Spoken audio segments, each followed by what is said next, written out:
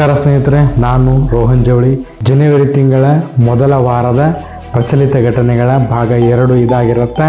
ವಿಡಿಯೋನ ಕೊನೆ ತನಕ ನೋಡಿ ನಿಮ್ಮ ಪ್ರಶ್ನೆ ಮತ್ತು ಅಭಿಪ್ರಾಯಗಳನ್ನು ಕಮೆಂಟ್ ಮಾಡುವ ಮೂಲಕ ತಿಳಿಸಿ ಸ್ನೇಹಿತರೆ. ದಿನಾಂಕ 3/1/2024 ಬುಧವಾರ. ವಿಶ್ವದಲ್ಲಿ ಅತ್ಯುತ್ತಮ ಕಾರ್ಯಕ್ಷಮತೆ ಹೊಂದಿದ 10 ವಿಮಾನ ನಿಲ್ದಾಣಗಳ ಪಟ್ಟಿಯಲ್ಲಿ ದೇಶದ ವಿಮಾನ ನಿಲ್ದಾಣಗಳು ಸ್ಥಾನವನ್ನು ಪಡೆದಿವೆ. ಇದರಲ್ಲಿ ಪ್ರಥಮ ಸ್ಥಾನ ಪಡೆದಂಥದ್ದು USAದ ಮಿನ್ನಿಯಾಪೋಲಿಸ್ ಸೆಂಟ್ ಪಾಲ್ ಅಂತಾರಾಷ್ಟ್ರೀಯ ವಿಮಾನ ನಿಲ್ದಾಣ. ನಮ್ಮ ಭಾರತದ ಪ್ರಮುಖ 2 ಅಂತಾರಾಷ್ಟ್ರೀಯ ವಿಮಾನ ನಿಲ್ದಾಣಗಳಾದ ಹೈದರಾಬಾದ್ನ ರಾಜೀವ್ ಗಾಂಧಿ ವಿಮಾನ ನಿಲ್ದಾಣ 2ನೇ ಸ್ಥಾನವನ್ನು ಪಡೆದರೆ, ಬೆಂಗಳೂರಿನ ಕೆಂಪೇಗೌಡ ಅಂತಾರಾಷ್ಟ್ರೀಯ ವಿಮಾನ ನಿಲ್ದಾಣ 3ನೇ ಸ್ಥಾನವನ್ನು ಪಡೆದಿದೆ. ಜೊತೆಗೆ ಈ ವರದಿಯಲ್ಲಿ ಮಧ್ಯಮ ವಿಭಾಗದಲ್ಲಿ ಜಪಾನಿನ ಒಸಾಕಾ ಅಂತಾರಾಷ್ಟ್ರೀಯ ವಿಮಾನ ನಿಲ್ದಾಣ ಪ್ರಥಮ ಸ್ಥಾನವನ್ನು ಪಡೆದರೆ, ಟಾಪ್ 10 ಪಟ್ಟಿಗಳಲ್ಲಿ ಭಾರತದ ಕೋಲ್ಕತ್ತಾದ ನೇತಾಜಿ ಸುಭಾಷ್ ಚಂದ್ರ ಬೋಸ್ ಇದು 9ನೇ ಸ್ಥಾನವನ್ನು ಪಡೆದಿದೆ. ಇನ್ನು ಕಡಿಮೆ ವೆಚ್ಚದ ಸಾಗಾಣಿಕೆ ವಿಷಯಕ್ಕೆ ಬರೋದಾದರೆ, ಇಂಡಿಗೋ ಏರ್ಲೈನ್ಸ್ ಭಾರತದ ಪರವಾಗಿ 8ನೇ ರ್ಯಾಂಕನ್ನು ಪಡೆದಿದೆ. ಈ ವರದಿಯನ್ನು ಬಿಡುಗಡೆ ಮಾಡಿದಂತಹ ಸಂಸ್ಥೆ ಸಿರಿಯಂ. ಇನ್ನು ಕೂಸಿನ ಮನೆ ಯೋಜನೆ ರಾಜ್ಯಾದ್ಯಂತ 4,000 ಘಟಕಗಳನ್ನು ಆರಂಭಿಸಲು ಸರ್ಕಾರ ನಿರ್ಧಾರ ಮಾಡಿದೆ. ಇದು ದುಡಿತಕ್ಕಂತಹ ಮಹಿಳೆಯರಿಗೆ ಅನುಕೂಲವಾಗತಕ್ಕಂತಹ ಯೋಜನೆಯಾಗಿದೆ. ಈ ಯೋಜನೆಯನ್ನು ನರೇಗಾ ಯೋಜನೆಯಡಿ ತರಲಾಗಿದೆ. ಜನವರಿ 3 ರಾಷ್ಟ್ರೀಯ ಶಿಕ್ಷಕಿಯರ ದಿನಾಚರಣೆ. ಇದು ಸಾವಿತ್ರಿಬಾಯಿ ಫುಲೆ ಅವರ ಜನ್ಮದಿನದ ಪ್ರಯುಕ್ತ ಆಚರಿಸಲಾಗುತ್ತೆ. ಇದು ಅವರಿಗೆ ಗೌರವವನ್ನು ಸಲ್ಲಿಸುವ ಪ್ರಯುಕ್ತ. ಇವರು ಸಾವಿತ್ರಿಬಾಯಿ ಫುಲೆ ಅವರು ಜನನ 1831 ಜನವರಿ 3ರಂದು ಸತಾರಾ ಜಿಲ್ಲೆಯ ನಾಯಗಾಂವ್ ಎಂಬ ಪ್ರದೇಶದಲ್ಲಿ ಜನಿಸಿರ್ತಾರೆ. ತಂದೆ ಖಂಡೋಜಿ ನೇವೆಸ್ ಪಾಟೀಲ್, ತಾಯಿ ಲಕ್ಷ್ಮೀಬಾಯಿ ಅವರು. ಇವರು 1848ರಲ್ಲಿ ಮೊದಲ ಬಾರಿಗೆ ಮಹಿಳಾ ಶಿಕ್ಷಕಿಯಾಗಿರ್ತಾರೆ. ಇವರು ಭಾರತದ ಮೊದಲ ಮಹಿಳಾ ಶಿಕ್ಷಕಿ ಎಂದು ಗುರುತಿಸಿಕೊಂಡಿದ್ದಾರೆ ಅಥವಾ ಕರೆಸಿಕೊಳ್ತಾರೆ. ಇಲ್ಲಿ ಫುಲೆ ದಂಪತಿಗಳು ಅಂದರೆ ಜ್ಯೋತಿಬಾ ಫುಲೆ ಮತ್ತು ಸಾವಿತ್ರಿಬಾಯಿ ಫುಲೆ ದಂಪತಿಗಳು 1848ರಿಂದ 1857ರ ಅವಧಿಯಲ್ಲಿ 18 ಶಾಲೆಗಳನ್ನು ಆರಂಭಿಸಿರ್ತಾರೆ. ಸತಿ ಸಹಗಮನ ಪದ್ಧತಿ, ಬಾಲ್ಯ ವಿವಾಹ ಪದ್ಧತಿ, ಕೇಶಮುಂಡನ, ಅಸ್ಪೃಶ್ಯತೆ ಇಂತಹ ಮುಂತಾದ ಮೂಢ ಪದ್ಧತಿಗಳ ವಿರುದ್ಧ ದಂಪತಿಗಳು ಹೋರಾಡಿರ್ತಾರೆ. ಜೊತೆಗೆ ಸತ್ಯಶೋಧಕ ಚಳವಳಿಗಳನ್ನು ನೆರವೇರಿಸಿರ್ತಾರೆ.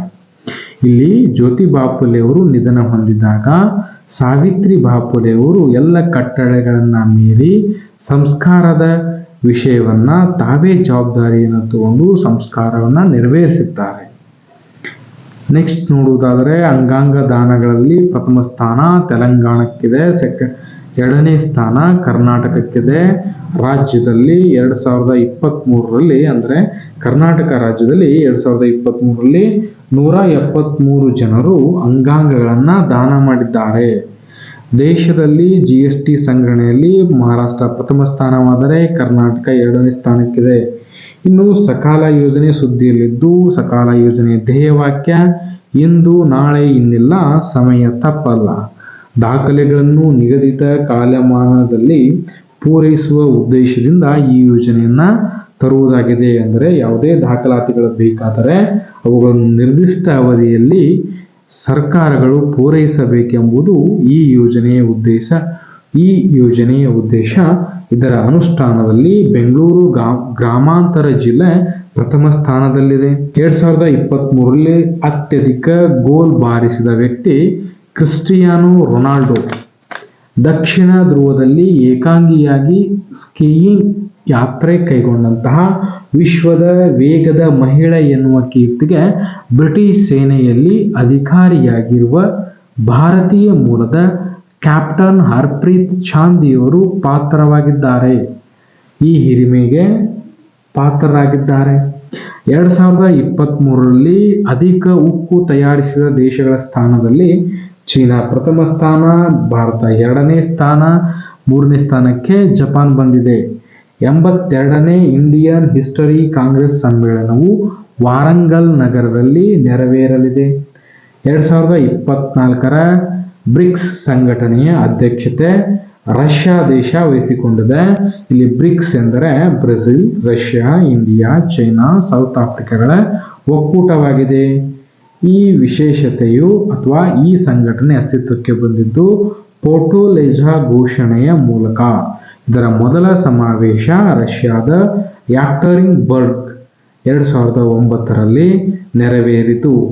ಈ ವರ್ಷ 5 ರಾಷ್ಟ್ರಗಳನ್ನು ಈ ಒಕ್ಕೂಟಕ್ಕೆ ಸೇರಿಸಿಕೊಳ್ಳುವ ನಿರ್ಧಾರ ಮಾಡಲಾಗಿದೆ.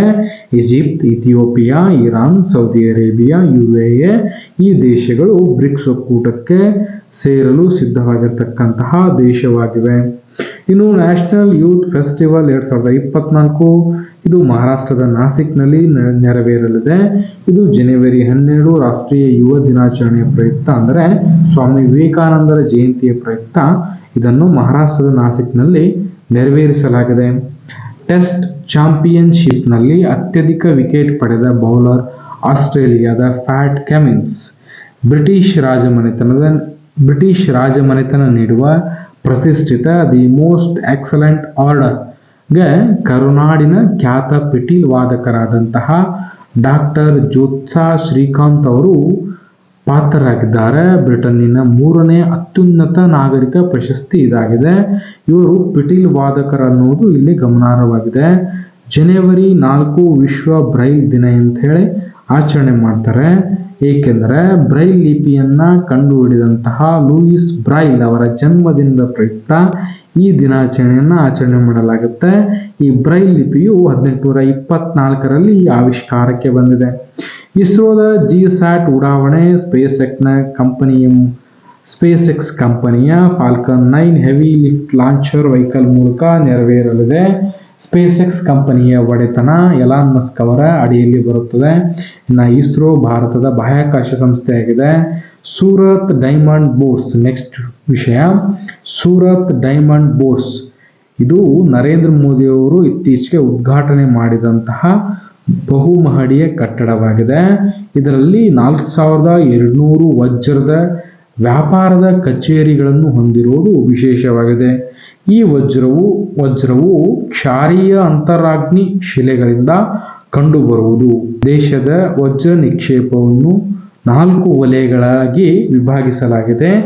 ದಕ್ಷಿಣ ಭಾರತ, ಮಧ್ಯ ಭಾರತ, ಪೂರ್ವ ಭಾರತ, ಪಶ್ಚಿಮ ಭಾರತ. ದಕ್ಷಿಣ ಭಾರತಕ್ಕೆ ಬರುವುದಾದರೆ ಆಂಧ್ರ ಪ್ರದೇಶದ ಕಡಪ, ಅನಂತಪುರ, ಗುಂಟೂರು ಜಿಲ್ಲೆಗಳಲ್ಲಿ ಕಂಡುಬರುತ್ತೆ. ಮಧ್ಯಪ್ರದೇಶದಲ್ಲಿ ಪನ್ಹಾ ಕ್ಷೇತ್ರದಲ್ಲಿ ಕಂಡುಬರುತ್ತೆ. ಪೂರ್ವ ಭಾರತದಲ್ಲಿ ಮಹಾನದಿ ಮತ್ತು ಗೋದಾವರಿ ನಡುವಿನ ಪ್ರದೇಶದಲ್ಲಿ ಕಂಡುಬರುತ್ತೆ. ಇಲ್ಲಿ ಕಲ್ಲಿದ್ದಲು ಸಾವಿರಾರು ವರ್ಷಗಳ ನಂತರ ಗ್ರಾಫೈಟ್ ಆಗಿ ಪರಿವರ್ತನೆಯಾಗಿ ಗ್ರಾಫೈಟು ಹಲವಾರು ವರ್ಷಗಳ ನಂತರ ವಜ್ರವಾಗಿ ರೂಪಾಂತರವಾಗಿರುತ್ತೆ. ಇದು ಭೂಮಿಯ ಅಂತರಾಳದಲ್ಲಿ ಶಿಲಾಪದರದಲ್ಲಿ ನೆರವೇರ್ತಕ್ಕಂತಹ ಪ್ರಕ್ರಿಯೆಯಾಗಿದೆ. ಇನ್ನು ಮಧ್ಯಪ್ರದೇಶ ದೇಶದ 90ರಷ್ಟು ವಜ್ರ ನಿಕ್ಷೇಪವನ್ನು ಹೊಂದಿದೆ ಮತ್ತು ಮಧ್ಯಪ್ರದೇಶದ ಪನ್ನಾ ಪ್ರದೇಶ ವಜ್ರದ ಕ್ಷೇತ್ರಕ್ಕೆ ಅಥವಾ ವಜ್ರದ ವ್ಯಾಪಾರಕ್ಕೆ ಪ್ರಸಿದ್ಧಿಯಾಗಿದೆ. ಕೇಂದ್ರ ಸರ್ಕಾರದ ಅಂಕಿಅಂಶಗಳ ಪ್ರಕಾರ 9 ಮತ್ತು 10ನೇ ತರಗತಿ ಮಕ್ಕಳು ಶಾಲೆ ಬಿಡುವ ಪ್ರಮಾಣ 14.7ರಷ್ಟಿದೆ. ಇದು ಕರ್ನಾಟಕದ್ದು. ಇದು ದೇಶದ ಸರಾಸರಿಗಿಂತ ಅಧಿಕವಾಗಿದೆ. ಅಂದರೆ ದೇಶದಲ್ಲಿ 9 ಮತ್ತು 10ನೇ ತರಗತಿ ಶಾಲೆ ಬಿಡುವ ಮಕ್ಕಳ ಸರಾಸರಿ 12.6ರಷ್ಟಿದೆ. ಆದರೆ ಕರ್ನಾಟಕದ ಸರಾಸರಿ 14.7, ಅಂದರೆ ದೇಶದ ಸರಾಸರಿಗಿಂತ ಅಧಿಕವಾಗಿದೆ.